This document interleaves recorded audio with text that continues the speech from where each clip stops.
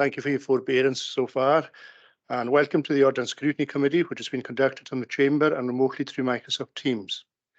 Could you please ensure your microphones are off? And before we begin, I'm going to ask Councillor Finlay Stewart to lead us in prayer, and the meeting has now been recorded. Councillor Stewart. Gracious Lord, our Heavenly Father, as we come before Thee once again on this day, we again give thanks, Lord, for this day and for another day on mercy's ground. We give thanks, Lord, for every mercy and blessing that has once again been ours on this day. And Lord, for the privilege of calling upon your name and seeking, Lord, to come before Thee in prayer. We thank Thee, Lord, that we can gather here at this meeting. And as we do so, Lord, we pray for your guidance in all that we do, and your guidance in all any decisions that are made, that you would help us, Lord, with all these things. Be with the chair, Lord, at this time. Be with Angus as he leads the meeting, and be with our chief executive and leader and our convener, and all the council members and all the staff, Lord. Bless and keep them and be with them, and also the auditors that are with us today, that you would be with them also. We thank you, Lord, again for your goodness to us, for your love and your mercy, and for all that you do for us from day to day, for every gift that is ours, both temporal and spiritual. We thank you for that, Lord. And we again, as we heard today already, remember those who are struggling at this time and different situations and circumstances throughout our world and throughout our country here, that you would, Lord, bring peace where there is war, and that you would bring food and supplies where there is famine. And remember those in our own nation at this time who are struggling, Lord. Again, as we heard this morning, struggling to put food on their table, and to decide whether to heat their homes or to buy food. So, Lord, we remember these people, Lord, and they're all around us, even if we don't know they are. And we pray, oh Lord, that you would provide for them. We ask, oh Lord, that you would go before us now, and we give thanks that we can come to our Saviour again. And we can look to him at all times and in all situations. So go before us, forgive us for our many sins, and all we ask is in Jesus' name. Amen. Thank you, Councillor Stewart. Now, we're all familiar with the conduct of the meeting, so to save a bit of time, I won't go over that again. Regarding declarations of interest, members must leave the chamber or end the call remotely. And again, a reminder that the meeting has been recorded. We made available on the Comhairle's website following the meeting. Now, I would like to welcome Martin Devaney, Senior Auditor, and Asif Hasib, Senior Auditor Manager, in person to the meeting today. Martin and Asif attended the last meeting of Audit and Scrutiny remotely, and it's really good to see them present with us today. And I would like to thank you for your attendance. And again, apologies for the delay. And I know you've had your flights had to be changed because we had to bring this meeting a day forward. So thank you all very much for your attendance. And I'd also like to welcome Rachel Brown, who's joining us online. Rachel has been recently appointed to the post of Audit Director for Audit Services. Hello, Rachel. Nice to see you online, and hopefully we'll see you in person in Stornoway someday as well. And I know you're presenting the external audit report later on the agenda. Okay, we go on to the agenda. First item on the agenda is the minutes of the meeting on the 9th February, and that's for approval. Agreed. Okay, thank you. The second item, declaration of interest. Members are asked to declare any interest they have in the items on the agenda. It would be helpful if members expressed why they are declaring an interest in the item concerned. Members in the chamber, please do so now by pressing your microphone on or remotely through Teams by using the raise hand function. And please ensure that the declaration, if there is any, is repeated prior to the relevant item, and you adhere to the protocol as previously indicated, which you're familiar to anyway. So I'm not seeing any microphone lights on, and I'm not seeing any raised hands, so I take it there are no declarations at this stage. We move on now to service improvement. The item 3 on the agenda, best value public performance reporting. This is a report by the Chief Executive, which provides an overview of the Comhairle's public performance reporting duty of best value for the 2021-22 period. The Comhairle have a statutory duty to report its 2021-22 performance information on or before 31st March 2023. As detailed in the main body of the report, the Comhairle made their performance reports for 21-22 available to the public on its website by the statutory deadline. Heads of service units will present their 2021-22 service performance report to the June 23 series of meetings for effective scrutiny and challenge against the duty of best value, if they have not already done so. Now I'm going to ask Fiona Nape to come in. She's coming in online to talk us through the report, and I'll open it up then for discussion with members. Fiona, good afternoon. Good afternoon, Chair. Thank you. Like you just highlighted, the Comhairle have met the statutory duty, and the statutory duty was as per Direction 2018. So we have a variety of reports published on the website. And during the Comhairle's audit of best value last year, it was noticed that there was too much detail in multiple performance reports presented to elected members. So rather than having large reports that are over 20 pages at a time, hyperlinks have been provided in this report so that members can access the public performance reports of interest on the Comhairle's website. So the Comhairle also have a duty of best value to use resources effectively and to continually improve services. And it is through the publication of performance reports that scrutiny and challenge can be made by members of the public, elected members and auditors, and assess if that duty has been met. The Comhairle officers will present their 2021-22 performance information to the June series, together with their Q4 2022-23 performance information and the local government benchmarking framework performance information for their respective services if they've not already done so. 4 new measures were added to the LGBF dataset in 21-22, and these are at 7.10 of the report, and the Accountancy and Exchequer Services will monitor and report progress on performance.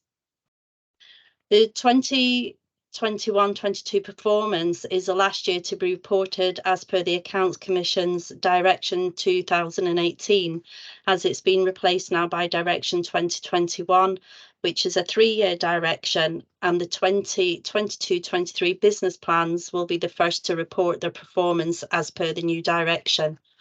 So going forward, as per the refreshed approach to performance management reporting presented to this committee in February, business plan performance will continue to be made available to members of the public quarterly on the Comhairle's website, as will a variety of service public performance reports, and directors will present half and end of year reports on how services are meeting the strategic outcomes of the corporate strategy. So happy to take any questions. Thank you very much for that, Fiona. And I think it's a lot of information here for members to digest. And I think it would be good as well if some of this was disseminated through community councils and maybe local area forums. I don't know if that's something we could maybe organise through, or could you organise that for us, Fiona, going forward? Well, on community councils, I think there is an officer that coordinates what goes out to them. So yeah, I can highlight all this information in a report or an email if that officer can email it out to them rather than duplicate what may already be sent out to them, if that's acceptable.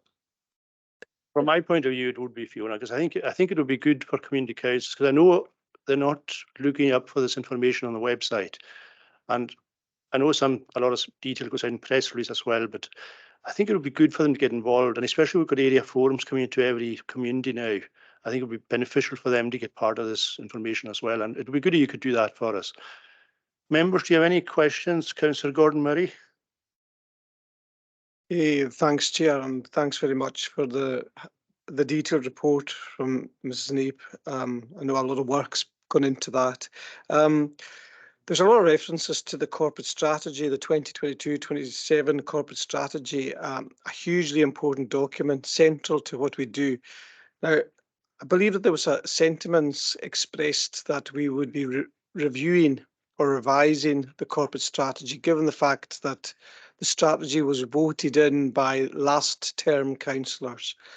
So can I ask, has there been any discussion or decision on a date where the corporate strategy can be reviewed and made more relevant to the newly elected members of this term? Thanks. Thank you, Councillor Murray. I'll ask the Chief Executive to answer. Yes, Chair, happy to confirm that there is. Now we have set our capital programme and now our budgets, the next major corporate document to be reviewed is the corporate strategy, and I hope to have a seminar in June, which would then give the Corla the opportunity to approve a new corporate strategy at the September series, depending of course on what comes from the chamber. Thank you for that. Are you happy with that, Conor? Yeah. Okay, thank you. Thank you for that, Chief Executive. Member, just for noting, to members, need to note the report. Okay, thank you. And again, thank you to Mrs. Snape for all her efforts and her hard work there. Thank you. Moving on now to item number 4, local government data reporting. This again is a report by the Chief Executive which details the key findings and recommendations of phase 1 of the local government data platform project and implications for reporting and use of the local government data. And the Chief Executive is going to speak to this report and will answer any questions following his brief. Chief Executive. Yes, thank you, Chair. This report comes to you for information, but I felt it was important that members of the committee have an understanding of the context of the scrutiny returns, because that has been the subject of this local government data platform project. Not the most exciting title, I'll admit, but it's a collaboration between Solace, COSLA, the Improvement Service, the Digital Office, Public Health Scotland and local government. In other words, really all those who are involved either in providing data or scrutinising it. And it's aimed at measuring and understanding the complexity within the current reporting landscape. And in that, with that regard, I would draw your attention to Appendix 2, which is the calendar of returns, which raised quite a few eyebrows and solace just about the number of returns which councils are expected to make in the course of the year. That, I think, got us all thinking about what happened to the CRERA review of 2007, which spoke about streamlining reporting requirements and projects and practices, and really not a lot has happened there, hence the findings which are set out in 6.2 about ring-fence funding, about a lack of oversight over what data is being collected, about duplication, about over-reliance on data collection approaches which are manual, and there are recommendations at 6.3. I won't read them out to you, but they're quite important. And all this comes, of course, at a time of decreasing capacity and resource within local government. So what's happening about that? Well, it's moving on to phase 2, but we anticipate some important proposals on simplifying and streamlining the reporting landscape and gathering data which is feasible to gather and is useful in terms of outcomes. So the reporters were noting, but I thought it was an interesting aspect for members to consider, given a lot of the work of this committee is itself analysing data. Yeah. Thank you, Chair. Thank you very much, Hughes. And again, it does have a good comprehensive report. And just for noting, do members agree to note the report or any questions? Noted. Thank you. We now move on to external audit. This is the external audit report for the Council for audit plan for 2022-23. This report is by Audit Scotland and is a Corla's annual audit plan and provides an overview of the planned scope and timing of audits in accordance with international standards on accounting and relevant guidance. Rachel Brown, Audit Director, Audit Service from Audit Scotland, is available online and is going to take us through the report now. Rachel, welcome and good afternoon. Thank you, Chair. Good afternoon. And yes, I will absolutely look forward to seeing you in person at future meetings. So I'm glad I could join remotely today. If I can just take you through briefly through the sections of the plan for members. I'm conscious that any newly elected members from last year's elections might not have seen one of these plans. As you say, the introduction on page 3 sets out the summary of our planned work for the audit year, which has started our planning risk assessment informed this plan. It sets out that this is the first year of 5 in the audit appointment. And on page 4, it sets out the respective responsibilities of us as the external auditor of the Corla, and also draw your attention to paragraph 11, which just sets out for you as those charged with governance that there's a responsibility to raise any matters of actual or suspected fraud with us, should you become aware of that. And that's something you'll see at the end of the audit when I present the annual audit report in September. We will ask again for any confirmation from those charged with governance on that matter. The substantive section of the plan, financial statements, audit planning. This is the largest section of our annual audit. And it sets out the materiality levels that we operate to. These are the levels at which a misstatement be considered to affect the economic decision making of users of the accounts. And performance materiality is a trigger for where we find an issue or a misstatement that might trigger further audit work. So we have set those out for your information. We will revise them again, or review them again rather, when we receive the unaudited financial statements at the end of June. We also report in our plan the significant risks of material misstatement to your financial statements that we've identified from planning and risk assessment work. The first one in Exhibit 2 is the risk of material misstatement due to fraud caused by management override of controls. This is a standard audit risk that is presumed to exist in all audits under auditing standards. So you'll see that across any audit. And as you'll see in the exhibit, there's not sources of assurance against that. That's just a risk that is presumed to exist, and our planned audit response is set out in the final column of that. That's quite standard. There's nothing in there that is unusual or non-standard for a local authority audit. Also in the financial statements audit planning section, we set out that we have rebutted further presumed risks of fraud around revenue recognition and around expenditure due to the nature of your income and expenditure streams. So we can, we don't need to do additional testing in regard to those risks. We do note on page 8 of the plan other areas of audit focus. These are risks of material misstatement that are not considered as significant, but they are targeted areas that we will be performing work on. Again, there's nothing particularly unusual about those. The IT risks that we have flagged, there is a revision to the International Standard on Auditing 315 on audit risk assessment. So we are currently undertaking some further work on understanding your IT systems, but that's happening again across the board. And just a final point that we audit group accounts for Comhairle, so we audit single entity and group accounts. The next section of the plan covers the wider scope and best value. You'll be aware that in the public sector in Scotland, we don't just audit your financial statements. The Code of Audit Practice sets out a requirement to cover these 4 wider scope areas. And this year we have identified one particular wider scope risk, which is financial sustainability. I don't think that'll be a surprise to anybody in the committee, but just flagging that as a significant wider scope risk and setting out our planned audit work to monitor that, which is largely around monitoring how the Comhairle is managing its financial arrangements, its budget monitoring, and so on. There's a couple of areas of wider scope work that's happening across all public sector audits, or all auditors are being requested to gather information. Climate change is an area where the audit approach will develop. So this is essentially a sort of baseline year for us gathering information to see what public bodies have in terms of setting out how they are progressing towards net zero targets. So that's an area where we'll be developing what we do over the course of the audit appointment. So that's a largely information gathering exercise this year.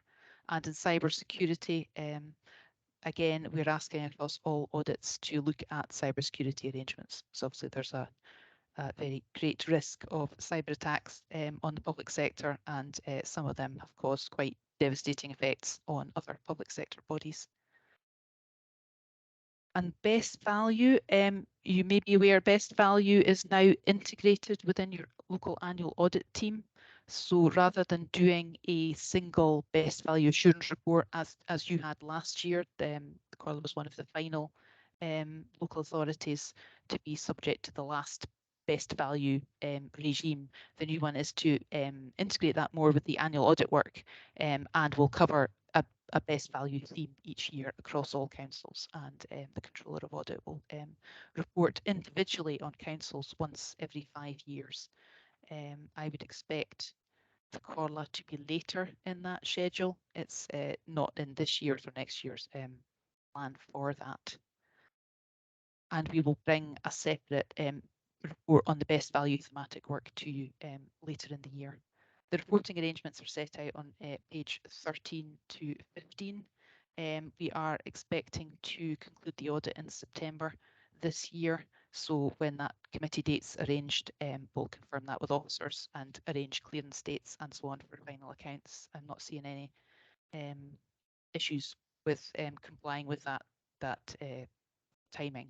The audit fees set out paragraph 47.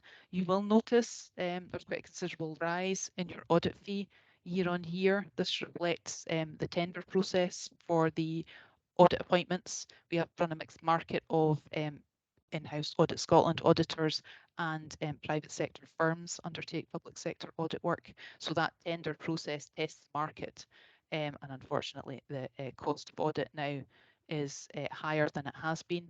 There's an element of prior audit appointments have been lower than they might have been, where the commercial audits, because firms offered a discount 6 years ago. That's no longer the case. So you're now facing the full cost of audit and the expectations of audit and the quality standards around that statutory function. So if you have any questions around that, I'll happily answer that. And just the last section is other matters, which sets out our responsibilities to comply with independence and ethical standards. It gives you some information on that. There are no relationships identified in the audit team that would affect our independence. That's a key part of our audit appointment process, and that's checked each year for the audit, and also gives you a summary of our own audit quality review arrangements. We have an external organisation that comes in and reviews our work, as well as operating internal quality reviews. And Appendix 1 sets out the team, but there's already been a change to that. So I'm very pleased to be your new audit director, and I look forward to working with you over the next 5 years. So I'm happy to take any questions on the plan or on the audit approach. Thanks very much. Thank you very much, Richard, for that. And again, from my own point of view as chair of the audit committee and on behalf of the committee, I think it's good to have Audit Scotland back on board again and to have continuity. You know, that we have followed through over previous years, and we very much welcome you and work with you and look forward to what the future does bring for us. I think you did a good job of justifying the fee increase for Audit Scotland. Just one thing that I did take up with your predecessor, you know, I wasn't happy with the percentage of increase in the audit fee for the Comhairle here, but we understand why that is now. So it is quite a considerable increase, given that we have cost constraints, and I would hope that maybe something you could take back and maybe reflect on for future years, you know, because we can't keep on increasing costs at that level every year. And I'm not asking that you look at more scrutiny on the Comhairle to make up that money, but it is a large sum to to pay for the service that I feel we're getting from yourselves. Do other members have any other comments on the report, or your colleagues maybe? Do they want to contribute any? Quite happy? You're okay? Okay. Member of the committee, Councillor Gordon Murray. Thanks, Chair. I'd like to welcome the audit director and the audit team to the Comhairle, and I look forward to working with you in the next few years. I'd be careful, Chair, to be too antagonistic to the auditors, because they're quite an endangered species at the moment. And I was going to ask, in terms of the national lack of auditors, just a general question. I think the Comhairle are still looking for positions to be filled. Why do you think there's a lack of auditors at the moment, and will this improve in any way in the future? Thank you, Councillor Murray. Rachel, do you want to come in, or do you want to pass that on to one of your colleagues in the chamber? I can share my thoughts on that, Okay, if that's okay, Chair. Yep. And yes, absolutely. The national market for recruiting finance and audit staff is really difficult. I know that we are engaging with universities. We have a recruitment campaign currently ongoing, and we and other audit agencies and people seeking audit staff are trying to engage with universities, colleges to try and encourage people into audit. Perhaps not perceived as the most exciting career, but really the skills that you get through having an accountancy qualification can be taken and used across many places. And I think testament to that is the number of people that I and my colleagues have trained with who have cropped up across all sorts of different parts of the public sector over the years and the decades. But yet there is a national challenge to encourage more people to move into that area. And yes, audit firms and audit organisations are quite active in their recruitment campaigns, but we're all trying to recruit from the same pool at the moment. So it's encouraging new people to change career or start their careers in finance and audit. Thank you. So I Thank you don't have very any much. answers for you there, just some thoughts. Councillor Murray, do you want to come back? Yes, thank you very much. I'm sure that scarcity will not drive your costs too high. Thanks very much. We will keep an eye on the costs, though. We're getting away from that. Thank you very much for that. Any other members got any questions for our external audit colleagues? No. Okay, do we agree to note the report? Thank you. We now move on to internal audit matters. Now, as you'll notice in the chamber today, we're missing our chief internal auditor. And there's a few reports here that Mr. Gomez was going to speak to. Unfortunately, Mr. Gomez took unwell this week, and he had intended possibly to come online today, but he wasn't feeling well enough to do that today. So please be patient with Mrs. Macaulay as she's going to try and answer Mr. Gomez's, well, she's going to speak to Mr. Gomez's reports and answer any of your questions. So please be gentle with her. So the first one we have is our internal audit progress report. This report is for noting and summarising internal audit activity for the period 1st April 2022 to 3rd April 2023. And I'll ask Chrissy Macaulay to speak to the report and answer any question.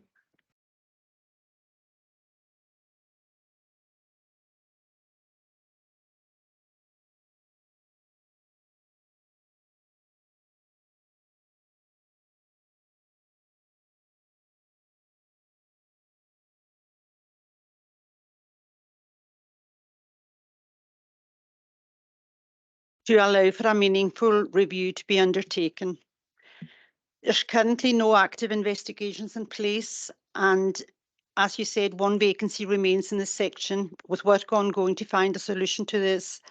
The post has been approved for release and will go out shortly, and hopefully we'll have a recruit. Thank you for that, Ms. Macaulay. And this is disappointing that we haven't been able to recruit yet, but it's good to see that there is something in progress now. Hope that we get someone recruited very soon. For members, just for the committee's information, there was an applicant and the person withdrew just on the day of the interview, or the day before interview. So we are looking at that again to address it. But Chief Executive, you want to? Chair, just to add to that, HR subcommittee yesterday approved a graduate trainee post of internal auditor. So hopefully that would, if that post is filled, that will hopefully give us some continuity. Thank you for that update. Yeah, thank you. And I think we'll see that good progress has been done, given that the team has been working, with limited capacity, so they are up to date with the audit plan. So it's good to see, and we owe that to yourself, Chrissy, and to Mr. Gomez. Thank you. Members, any questions, or do we agree to note? Vote agreed. Thank you. Item number 7 is internal audit key documentation update. And again, this is a report by the Chief Internal Auditor, which seeks agreement to continue use of the current internal audit charter, manual and anti-fraud, corruption, bribery and irregularity strategy and response arrangement. And again, Chrissy Macaulay will speak to this report and is available to answer any questions. Ms. Macaulay. Thank you, Chair. This report is to note changes to our key documents, the internal audit charter, the manual and the anti-fraud, corruption and bribery strategy. All the documents are still relevant, with only minor changes made in relation to position titles as a result of organisational structure changes. The last update for these documents was 2019, and they should be presented for committee approval regularly. Any questions? Thank you, Ms. Macaulay. Members, any questions? No. We agree to note the report. Thank you. Now we move on to the internal audit operational plan for 23-24. And again, this is a report by the Chief Internal Auditor, which seeks approval of the Comhairle Audit and Scrutiny Committee of the internal audit operational plan covering period 23-24. And Mrs. Macaulay will speak to this report in Mr. Gomez's absence again. Ms Macaulay. At Appendix 1, we have our operational plan for 23-24, which was part of the strategic plan, which was approved in February. This plan is going up for approval. The plan is based on a full complement of 3 auditors, so we may have to, at a future date, if the position isn't filled successfully, to drop off some reviews in the plan. And this will allow us to concentrate on medium to high risk areas. Any questions? Thank you, Ms Macaulay. And I take it the IGB where we were giving some hour. What's the update on that at the moment? Is that still? I don't think we're doing the IJB So this that's time. releasing more time. That's resources. incorporated into Yeah, these thank you. days, yeah. Chief Executive. Yes, Chair, when we were short of auditors, I made arrangements with the IGB Chief Finance Officer that we would use the services of, I think, NHS Western Isles auditors for certain aspects of the IGB audit, just to ensure continuity. Okay, thank you very much for that, Chief Executive. On that matter, could is there any? We would be getting follow-ups if there was any areas of concern from that committee. I take it, because I am conscious when I was on the IGB, I chaired the IGB committee meeting, and I was aware of what was going on. I could report back, but at the moment we haven't got that link, so just wondering. Yes, I mean, the reports go on the IGB audit committee, of course, but Mr. Gomez and I keep in touch about any outstanding issues, but I'll make sure there's anything. I'm sure he would bring anything to this committee's attention that he thought necessary, but I will check the point on his return. Okay, thank you. Okay, members agreed to note report. Agreed, thank you. We now move on to internal audit completed reviews. So there's 5 items on the agenda which relate to the final report as part of the operational audit plans for 22-23. The first one is item 9 on your agenda, which is the contract audit quality assurance and evaluation process. It's a report by the Chief Internal Auditor, and it's a final report in respect of the review of contract audit, quality assurance and evaluation process undertaken in February 2023. The evaluation of tenders is a crucial stage in the overall procurement process to achieve best value.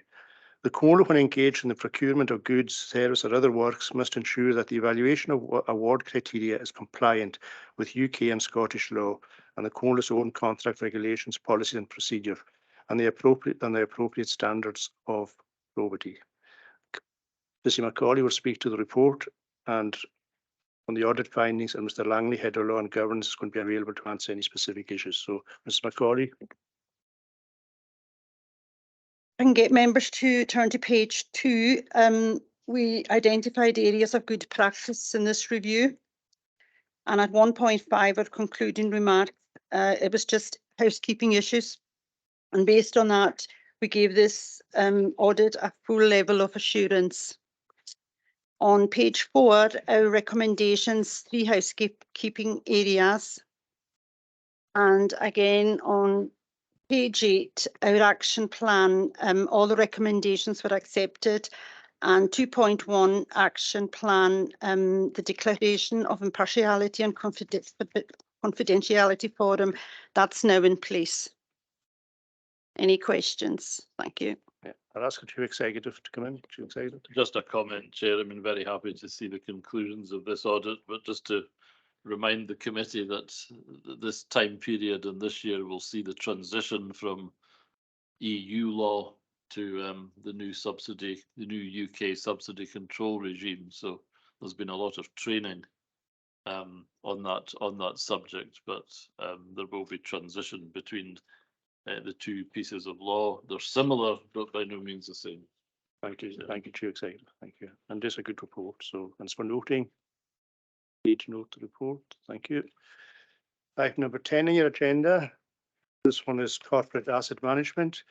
A report by the Chief Internal Auditor, and it's a final report in respect to the review of corporate asset management undertaken in November 2022. The Comhairle required systems and procedures in place in relation to asset management and to ensure that the Comhairle makes best use of its assets so as to demonstrate that it is providing best value. After employee costs, the largest cost to local authorities is expenditure incurred on fixed assets. The corporate asset management plan summarises the Comhairle's aims and objectives for the use of their assets to ensure that they are used in effective and efficient management. And Chrissy McCauley will address the findings in Mr. Gomez's absence today, and Mr. Carl Mackenzie, Chief Officer of Assets and Infrastructure, is also available to discuss any points. Ms. McCauley. Thank you, Chair. If I can get members to turn to page 2, 1.6, we identified areas of good practice in this review. And at 1.7, one of the most significant issues was that management must ensure the completion, submission and approval of the corporate asset management policy. And if you turn to page 4 at 1.10, 7 recommendations, mostly housekeeping and value for money, and one we gave it an amber grading.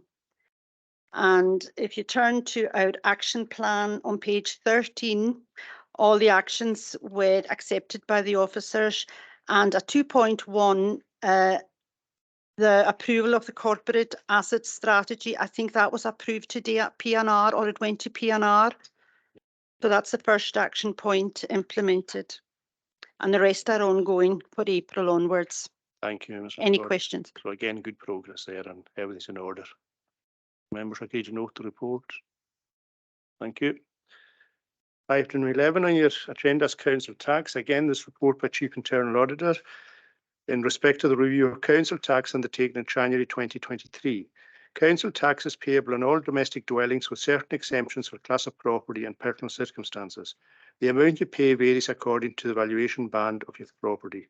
And Chrissy McCauley will address the audit findings, and Jenny McLeod from the Revenues and Benefits Manager is available to address any specific points or questions. Mrs. McCauley again. Thank you, Chair. We found no significant issues in this review requiring to be addressed. Clean report. And that's the kind of reports we try to adhere to. And I think we've got to compliment Jenny McLeod and her team because they've done excellent work on this from the time it started. So Jenny, I know you're online, so thank you very much on behalf of the committee. Member for to note this report. Thank you.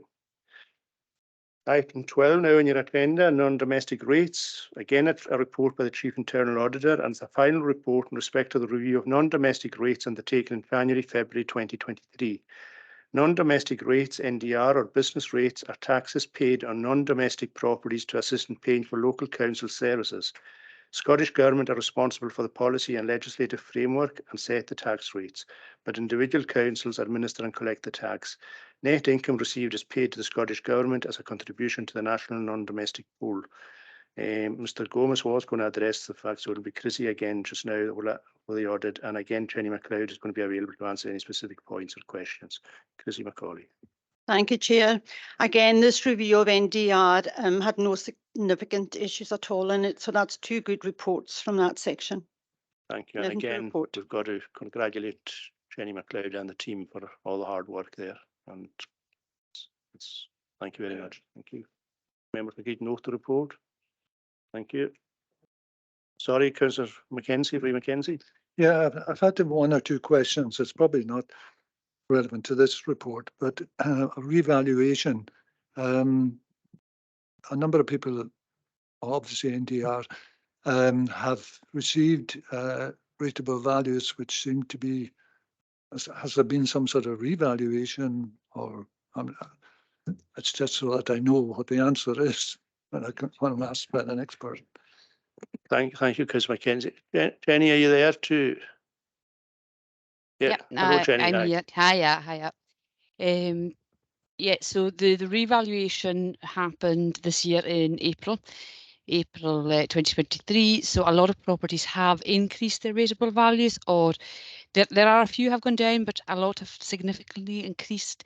But there is transitional relief. So what I would do is I would urge anybody who is questioning whether they should be paying what they've been billed to contact us directly, and we'll look at whether they can get transitional relief. Anyone who's looking to appeal their valuation, they've got 6 months from when they've got their new value, and they can appeal that through the assessor. Unfortunately, that's not through ourselves, and I can't really give advice on that. Pardon me.